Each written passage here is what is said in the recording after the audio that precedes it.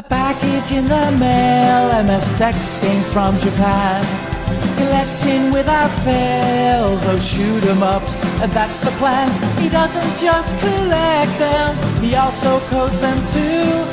Join us and we'll go on electric adventures with you. Hey YouTube, Electric Adventures here with my channel update and vlog for July 2019. Year's definitely going by very fast. It's been flu season down here, so a little bit behind on making videos and things. So, but we do have a couple of extra pickups. So this first item was actually dropped off by a friend of mine. Drops by on occasion. I actually have some stuff here for him. He does the rounds of the of some of the markets and things like that. And I suppose when he picks some stuff up and he gets some duplicates, he drops them around for me. So this is a PC game. It's Harry Potter Quidditch the World Cup.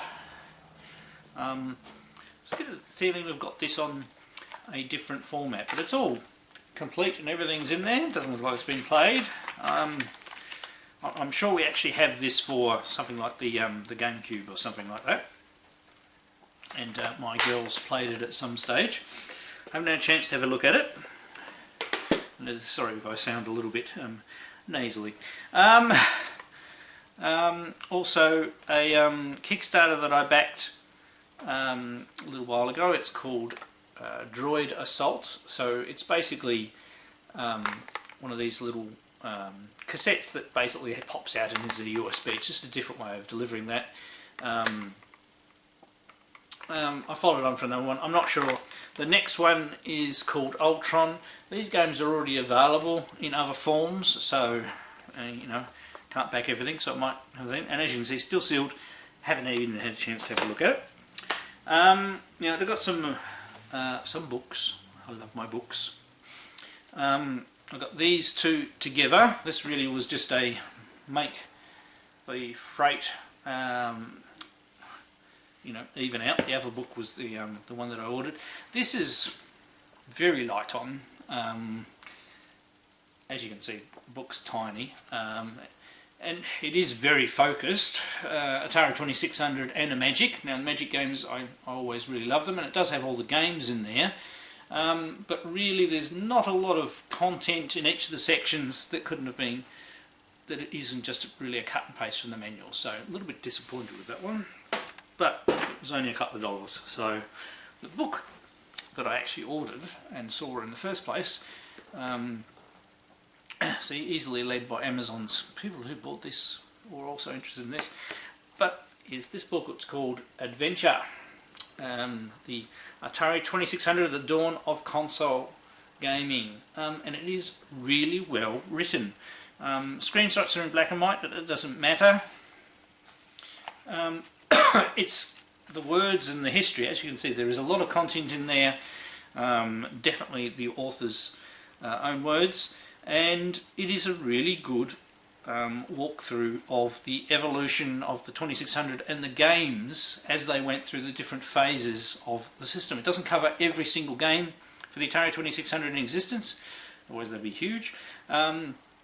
But the games it does cover are covered in quite a lot of detail, and it was a very enjoyable read. There's the author there, so I highly recommend that one. I quite enjoyed that one. I showed this one previously. I finished reading that one, which is the updated version from Matt Barton and Shane Stacks. I quite enjoyed that. And it's quite well put together, so if you like computer role-playing games, very good. Highly recommended, but as I said, I covered that before. So, but the reason why I brought that out is I also got this book here. Now, from Bitmap Books, and this is as far as I've got so far, is really well done. The quality is second to none. And the writing and detail as it's going through the eras is really, really well done. I'll flip to some stuff I haven't seen yet.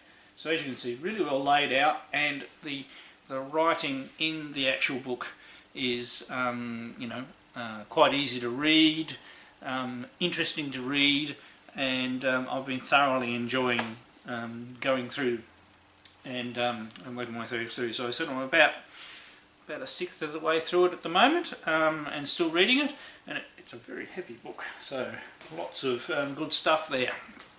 So lots of books, which was probably good while I was recovering from having the flu, and I'm losing my voice.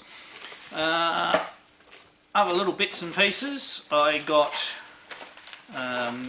this little kit, so that's just a USB cord, another USB cord, there's some feet, an audio cord, and the main thing here, so this is I do have another one of these, but this is a newer one, so it is a jammer, this is a jammer connector to PC interface, and it has a sound amplifier on it as well. So pretty much you can put a PC or even I haven't tried it out, a Raspberry Pi into a cabinet that has a jammer harness, so you can also use it for other things. Because I'm thinking about, I have my custom built machine that I mostly use for a Neo Geo, but that also means I don't have my main machine set up when I want to do the Tubers High School Challenge, and I really like playing with proper controls. So I was thinking of building another cabinet just for MAME, and I'll probably, if I can get away with it, I'll probably use a Raspberry Pi 4 instead of a PC, because the PC I have in that is a bit old and doesn't always start up, and that's why I pretty much leave it in Neo Geo mode. I thought I'd give this a try. So it's a lot smaller than the other ones, and supports Windows 10 as well. I'm losing my voice. Yeah, so it was, I think it was under $10, all of that, which is actually quite good. I've got those loose bits in there so I don't lose them. I also got a high score, and this is the reason why my cabinet that's semi-tarted up as Bosconian, all that artwork's just temporary stuff until I can I need another piece of perspex to do the bezel properly. I need a properly printed marquee. There's also a kickboard thing here that can go in, and I'm going to actually take out that mostly wrecked Nintendo Firebird control panel, keep it, and get a new one made up the same shape, but so I can have a dedicated Bosconian control panel, and turn that into my dedicated Bosconian machine. And as I said, the marquee will look a lot nicer when it's a proper one, and you can see the light in the top there. But I've had that out because I got a high score saver kit for my Bosconian board. And that's another thing during the month, my Bosconian board I got working again. All it was a loose connector between the two boards in the sandwich.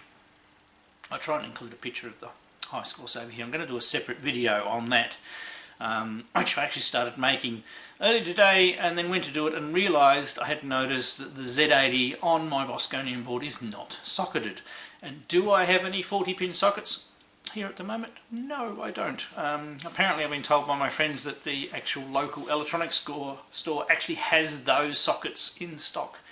So if I get a chance, and we're going out that way, it's on the other side of the river, tomorrow I will get a couple of 40-pin sockets. I actually have spare Z80s, so I've got a whole lot of spare Z80s, so if I do mess the Z80 up when I take it out of the board, but I am obviously hesitant to do work on a board that is fully working. But once again, picture, the board is disgustingly dirty. It needs to be completely cleaned. There are probably some other things on there that have got really old tacky sockets as well, so I might do a bit of preventive maintenance on the board. It also the sound works, but the speech is a lot quieter than the main sounds. I haven't quite worked out why that is so, and there's only one volume control that I can find, so maybe there's another component that's failing a little bit there. But that's what I've been playing with. I also have some more bits and pieces coming from my Berserk cabinet as well, so I'm hoping in the next month we should have both of those going, and I'll save up for another month, and then I can get the monitor for the Tutankhamun, so the monitor chassis for the little mini cabinet that I've turned into Tutankhamun, sent off and refurbished, and I'll probably get the one for the Sega Galaxian tabletop sent off at the same time. Save a bit of money, send them off at the same time. So another couple of months, by the time summer rolls around here, I should hopefully have all of my machines working. I've also my clean skin Tato cocktail cabinet I've started to assemble, but I need to make some metal brackets to hold the monitor. So lots of arcade bits and pieces. Haven't really played with much else in the room. Now, there's one more. I forgot about this one. Sorry. This bit of plastic does belong to it. So this is a very sorry for itself Mac Classic. It's obviously taken a knock, which took off that bit of plastic. I'm hoping to be able to fuse that together. This does not work. The screen works. I'll get a picture up on it. Once again, my friends, they just dropped this round and said, "Hey Tony, here you go, have this."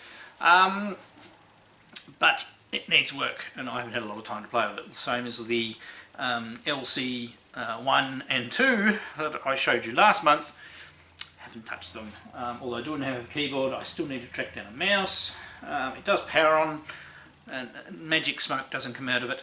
The screen comes on, but nothing else happens. So I just need to strip it down and see if I can get it working with all that time that I have.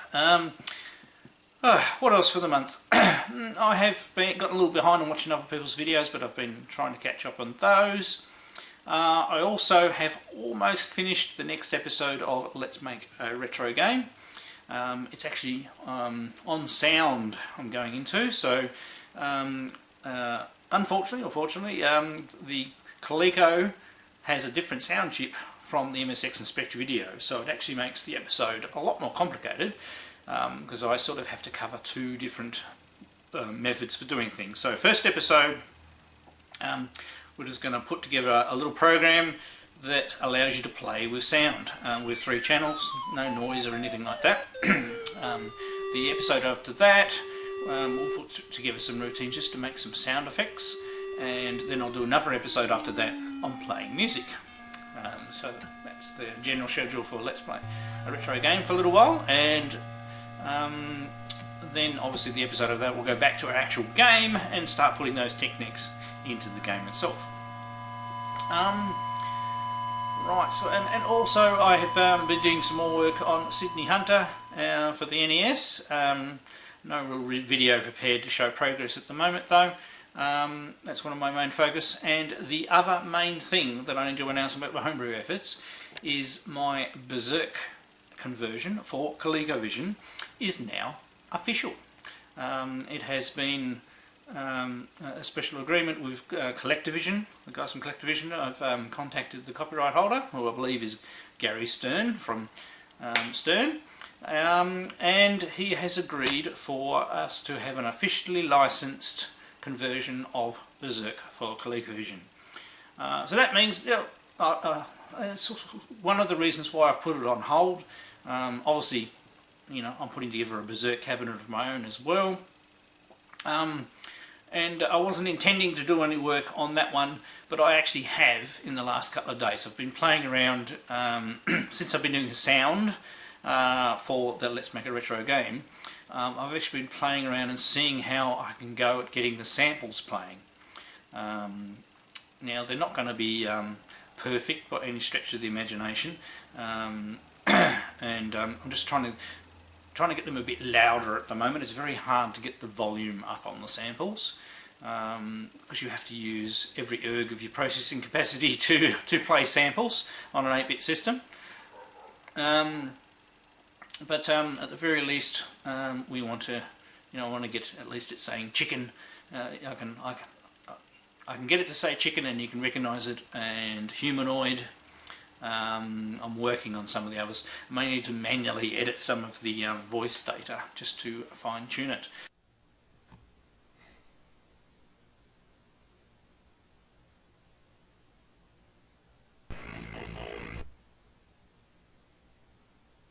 And we should, I'm not sure I'll be able to fit all of the voice samples in because I've only got a 32K cartridge, and the voice samples do take up a bit of room, and I can't really compress them any further, otherwise I won't be able to play them fast enough. But anyway, I'm working on that, and most of the actual gameplay elements are actually mostly working. I have a little bit to figure out with the robot logic and everything like that, but I will figure that out. And but my priority at the moment is to get Sydney Hunter and the Caverns of Death finished for the NES. Otherwise I'm jumping around on too many things and I'll never get anything finished. Alright, so it's just a quick ramble by me this month. I will have some other people who have obviously been enjoying my little foray into Sega Master System videos, where I've been going and looking at the Master System titles that support the FM module, and playing some of those games. And also a lot of my Sega Master System collection I got in bulk, so I haven't actually necessarily played every single game that I have, so it's actually nice and going and giving some of them a play. Yeah, people have been enjoying those videos, so more of those to come, but I actually need to record them, so I'll probably do some of those tomorrow. Alright, I'm Electric Adventures, thanks to all my subscribers, thanks for watching, and I'll catch you next time.